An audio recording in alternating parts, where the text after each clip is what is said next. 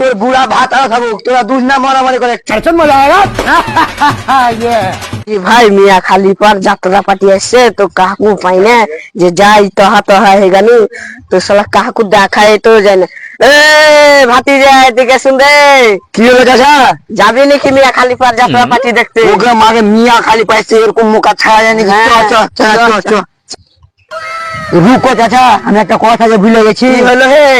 আমার কাছে 1 টাকা নাই, তোমার কাছে টাকা এই 100টাই টাকা আছে হে ভাতি যা। চলো আমি আর বাপবার কাছে পয়সা চাবো। চলো চলো আব্বাকে 150 টাকা দাও তো।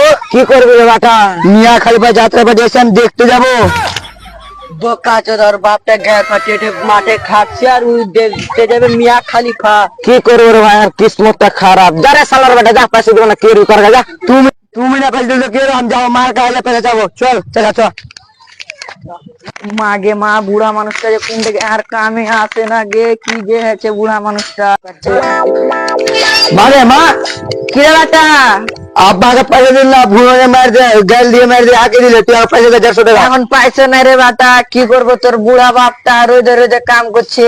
আমি গেলাম না, আগে পয়সা দে। পয়সা ফের কি কেনে চাইছিলি রে বাটা? আমি মিয়া খালি যাত্রা বাড়ি দেখতে যাবো। মিয়া খালিফার কি রে বাটা ফের? এ একটা যাত্রা বাড়ি এসে খুবই ভয়ঙ্কর, আমি ওটাতে যাবো। তুই আগে পয়সা দে 150 টাকা। বাটা এখন পয়সা নাই রে, কি আগে করবো? পয়সা